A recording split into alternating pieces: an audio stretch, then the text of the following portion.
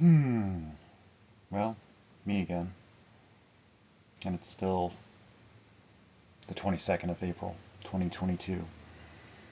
Um, I've had a good, reasonably long sleep, like 3 or 4 hours, and did some writing, and then I had some food, and now I kind of wanted to read what I wrote because I was pretty happy with it. It's not it's not really well edited, or it's probably not entirely. It was kind of just spontaneous because the thing was, is I was losing track of everything. I was like, why did I do what I did? And I had reasons, and there was a whole thought process, and the way I did things, and why I did them, and I was starting to forget. And I was like, and I didn't want to forget because it made sense.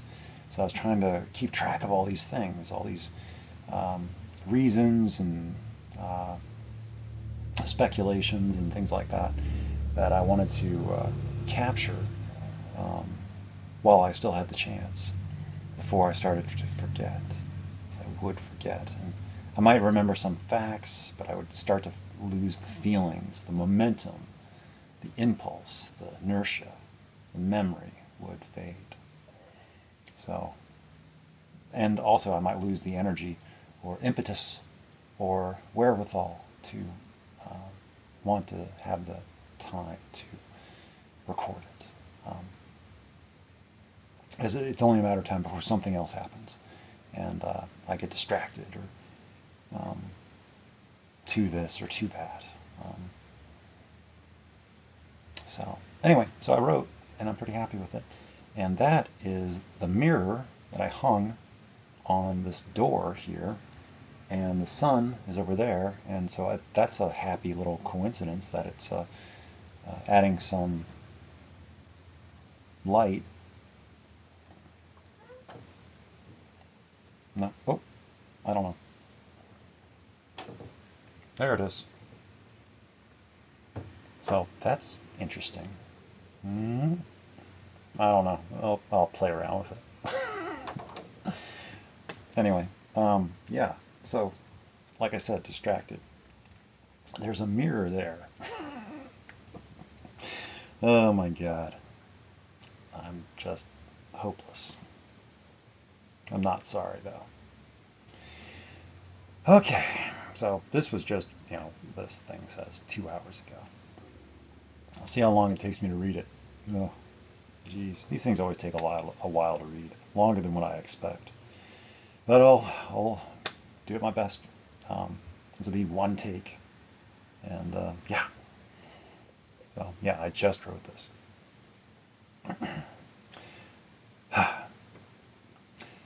Last Wednesday, 13 April 2022, I was getting ready to leave work, having been back on the job a few days after having been gone for a week vacation. The store manager said something of a greeting as I was leaving and a welcome back, we missed you sort of thing. Then went on to describe a job opportunity that it had been discussed I might be interested in pursuing. The current night stock department lead is transferring to another store, and my name was suggested to replace him. I would be good at it. I had my concerns immediately, but curiosity too, and it did get my attention. He told me to think about it. Okay then. It was nice to be thought of, appreciated, complimented, believed in, skills regarded. Yeah, but I don't really know what the night stock department lead does or is responsible for. Time to investigate. Mission time. So I began asking questions, getting opinions, doing my own research, but asking for perspective. The pay compensation per hour would be about a 30% increase to what I already make. As I am currently capped out, I can go no farther in my current position, locked in at my pay scale, aside from regular adjustments and union-fought increases. And there would be a guarantee of overtime hours. I could easily, in fact, with overtime, if that was my goal, double my own take not home pay. Money is nice, but at what cost? Can I afford it? And I did find out during my investigation that the guy who was leaving actually is supposed to have been only sharing the job title with another guy. but he found himself doing the lion's share of the extra work, taking on the full measure of additional responsibility, describing the other person as not being exactly stellar, a bit wanting, a tad lackluster, a mite uninspired. So if I took the job, don't count on helpless stuff. And stuff there would be, on top of and in addition to what I currently consider normal operating job functions. I would enter the realm of a department lead, reporting directly to the store manager. I would be coordinating and communicating with the night stock crew to get the job done. Also, I'd be making schedules, monitoring the receipt of shipments, placing orders, doing inventory, assigning tasks, facilitating and training of new hires, keeping people on task and making sure they are getting what they are expected to get done in a reasonable amount of time. The store opens at 7 a.m., regardless of how it looks, whether it looks nice or not. And if it doesn't look good, then the immediate search for blame and fault begins. Hello. And meetings too, and training as well, entering the echelons of the higher-ups, needing to give status reports. And assisting with personal issues, gripes and grievances, trying to be of aid to team members who have their own concerns over things that happen. The night stock crew has a very high employee turnover rate, so I would need to be prepared to expect the unexpected sudden loss of people. No notice. They just stop showing up. Not always that way, but often enough that it is the standard, not the exception. The higher arms aren't extremely invested or interested in doing a lot of the work that they find out it is. The money is the drawing incentive, but when people find out the work they're expected to do, it becomes less attractive. The money ain't worth it. People don't know how much actual work is involved until they actually begin doing the job. So no one can't really complain too much about it. Is the night stock right for you? Have to try it to find out. And I would be pretty much on call all the time. When things go wrong, things go bad, stuff happens. I would need to be available, have my phone sound on, answer the phone, respond to people. I already am working most weeks a 6-day schedule. Start at 1 a.m., leave at 9:30 a.m. I am okay with this, at this time. I have the freedom to not work the extra 6th day, or cut out early on some other day to compensate. It is flexible. I am permitted to be in charge of myself and be responsible, to not take advantage. I get things done, so no one asks questions. I average working between 45 and 48 hours a week. This new position would have me coming in at around 10 p.m. and being at the store until the work is done. I was told he regularly works 65 to 70 hours a week. That alone, 65 to 70 hours a week, was pretty much all I needed to hear, never mind all the rest. It is just too much for me. I have enough stress with work as it is. Being there more is not going to help matters. It is a cumulative effect. It piles up. By now, I've accounted for a good portion of the known responsibilities and tasks that need to get accomplished. But what about all the unknown ones? The little things that get done near automatically because someone is doing them. But then when a person leaves, they reveal themselves. Oh, I guess that person was doing that. And what exactly does the night stock crew do? What are they responsible for? What sections? How much product do they move? What weekly setups must they do? How much interaction with vendors? Working on displays and promotionals, seasonal and holiday things, signs and tags. Signs and tags, signs and tags. Every week is a holiday week here, it feels like, always celebrating something. A week either approaching a holiday or event, or a week recovering from a holiday or event, getting ready for the next, the next, the next. Always and forever, more, more, more. And can you do it faster? And can you do it with less manpower? And why can't you do it with less manpower? Expectations of improbable results and achievements. And then myself being the one stuck in the middle on the front lines to shore up the difference, to make it appear copacetic. And how does the nightly routine operate? The workflow, the team dynamic, the procedural procession of the workday. If I accepted the job, sure, I would learn. I would have maybe shadowed the guy leaving for a bit, letting him train me, show me what he does, how he does things. But by then it feels like I am already committed. There would be growing pains and a learning curve. Nothing that I haven't dealt with before. But do I have to subject myself to this? Do I want to subject myself to this? To volunteer? Seems stressful. Seems like it is a lot of responsibility. The money is nice, but at what cost? My sanity? My mental health? My physical health? My life?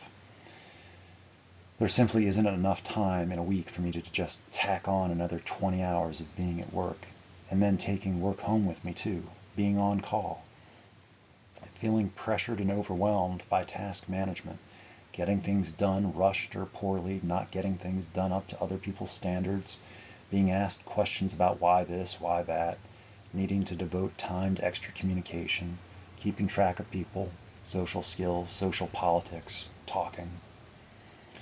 I value my mental health more than money. What good is money? I can't afford it. Too many hidden costs associated. It is nice to have, but how much is enough? I have enough. I make enough, for me, to afford me the basics, plus some indulgences and extras too. I even can afford to contribute to good causes from time to time. So I'm not doing badly, and I don't need more things. I am deterred more than I am incentivized.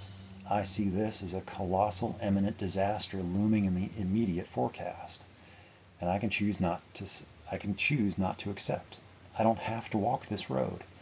Just because it appears like an opportunity for advancement, or a good deal, or that I should jump at the chance, does not mean that I should. And just because people believe that I should take the job, because they think I would be good at it, does not really mean much. They don't know how much I struggle to maintain what I already am doing, the appearance I project, the semblance of togetherness, of being okay, of normality. I am never all that far off from being emotionally shut down. My appearance is deceiving. I am not the person anyone sees. I don't know what anyone sees, but whoever it is, I am not it. I look ostensibly normal, but let me dispel that illusion with alacrity, with celerity, right quick as soon as I begin talking, not talking, interacting, not interacting, problem solving, not problem solving in a typical way. They don't know me, and they don't own me. I don't need to comply. I am free to not do as expected. It was expected that I would take the job. My not taking the job has been an interesting turn. Not that big a deal, just that they then had to figure out alternative arrangements. Not my job to find a substitution. I am a few days removed from having made this decision now. I am adamant that it was the correct decision. Whatever was down that alternate timeline, I don't want to know. I can't have taken the job, tried it out for a while, and then based on how things went, go back in time and make an informed decision. Making the best decision for myself based on information present or available, and the person whom I represent, me, just me. I like my freedom of travel, of mobility, of travel, of time, of space. The money just isn't enough. I don't know how much it would cost. I only have the one life, and I actually appreciate it from time to time now. I am no longer drinking myself to death every day. That alone provides me ample opportunity to explore and discover a world in which I can find a life for myself. Before, I was searching for death. Now I'm searching for life. A bit of a reversal of fortune. It ain't perfect, but still, I am working on it. Whatever misery I endure tends to be self-chosen, self-inflicted. Sure, I am not happy with everything, but who is? I am happier, though, in total with how things are going, who I am as a person, and who I feel I am becoming, how I am becoming, and how I feel about that, and how I feel about it, and how I feel it being reflected back. I can manage to balance my work life just about okay right now. I don't need to, there is no cause to, mess around with that paradigm. And sometimes, even now, I have issues. What kinds of issues? Enough kinds. A side effect of my not taking the job, someone else takes the job. There is someone out there who wants it, could use it, needs the money. I do not. So it becomes a win-win scenario. Someone else may benefit from my decision to not take it. And my not taking it is a responsible choice for me. In knowing myself and have been paying attention to myself, learning my limitations, I may even want to be able to be the person able to do the job, but I know in my heart that I am not. I cannot afford to entertain that notion at the cost of other people's belief in me. I probably have more to say, but I'm pretty exhausted, leaving it here.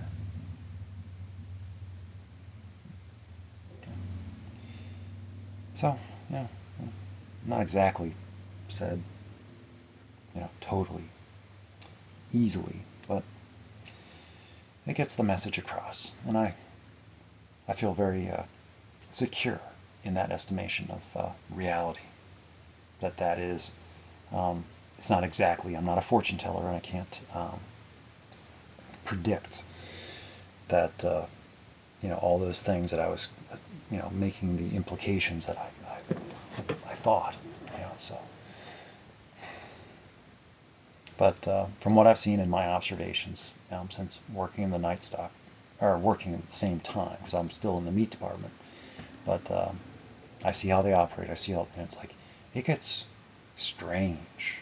And I'm just in charge of my section, and I just take care of it. I understand it, and that's all I'm responsible for. I don't have to do much communication with anybody, or so, and I like it that way. It's quieter, and I don't feel like I have to force myself to communicate, and I go out of my way to avoid it, really, because I'm just there to do a job and try not to, and just get out, basically. A lot of people, I don't know, is their work life the same thing as their social life? And they're looking to make friends and family out of their coworkers? I don't know. Is that how it's supposed to go? Because that's not how it is for me. Of course, I don't really know how anybody's supposed to do anything. It's just all a mystery to me. And I think I'm kind of doing a bad job, but I don't know how to do any other kind of job. I'm doing the best I can with what I've got available, and I just don't know any different. And it's not an excuse, it's just how it is. I don't know what I don't know. And some things I just get the feeling that it's like I am just, whatever it is, it's like I wouldn't want to participate in some of the things that other people do. Maybe at another time in my life, earlier, it would have seemed to me like, well, that's what I'm supposed to do, so I'll do it. But that was before I knew what I know now. And it's like I'm okay just being by myself for a vast portion of my existence. Because people, it's just draining. And I don't think people mean to. Or I don't know. My entire experience is just strange. And it's not getting any...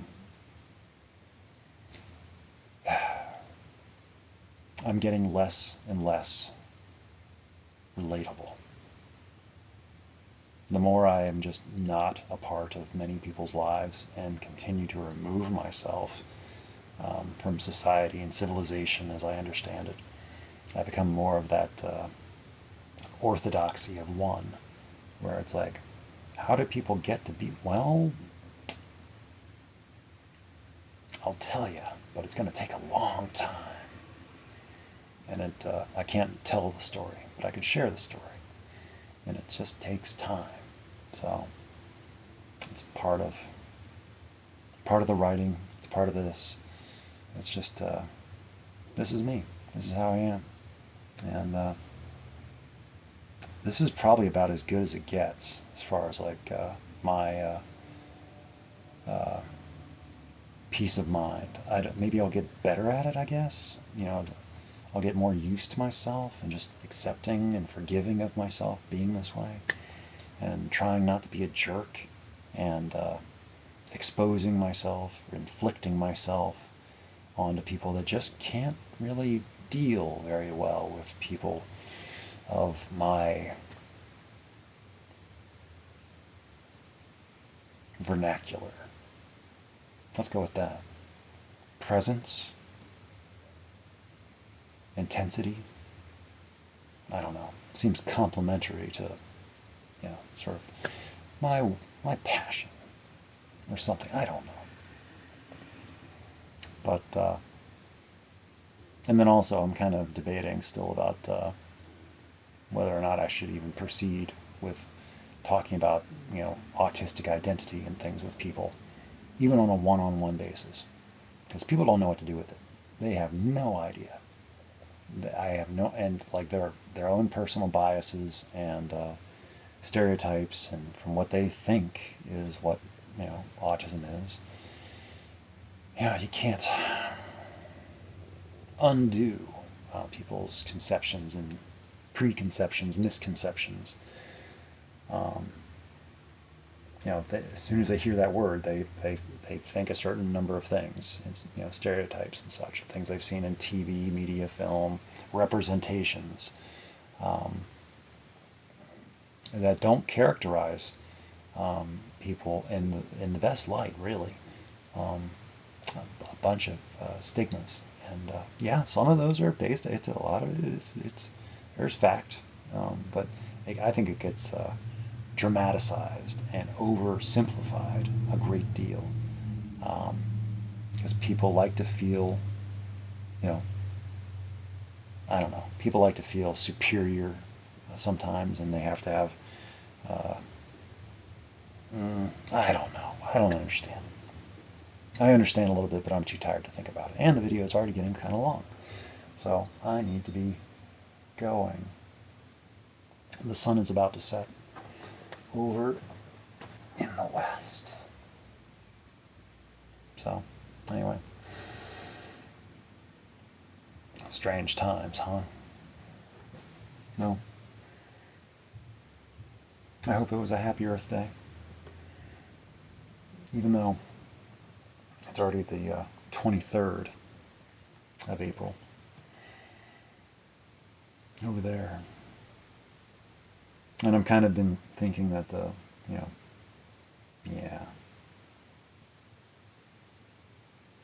So, there's that too. And then me just being okay with that. Probably should have been okay with it a long time ago. But still, a part of me is just like, well, I'm available. And I seem to have a lot in common. But I'm just at a different place in my life, I guess. But or maybe and it's just that's just how they are, and this is still a getting to know you kind of phase, or a testing phase, or an inspection phase. Who knows? I don't know them. I do not know this person. But I seem to be putting considerable effort and attention into still trying to impress them. And I might just be totally, yeah. But I'm still doing it. So, as long as it's not causing me any harm, and I can afford the resources, emotional resources, or, I don't know. I must be getting something out of it. They're probably just as confused as I am. I just hope that they aren't, I really don't know how they would even think. I might not be even thought of at all. So I really can't say. But I hope when they do think of me, they don't think of me badly. Being a pest or a bother or a nuisance or things like that. That's how I'm used to thinking about. That's how I'm used to being considered and regarded from, childhood stuff. So,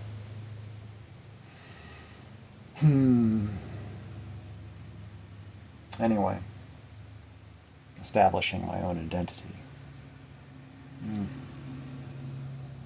It's like a startup enterprise of identity.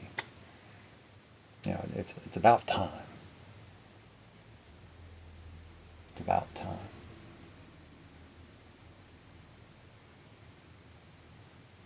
Yeah. Anyway, that's the sun. And I need to go.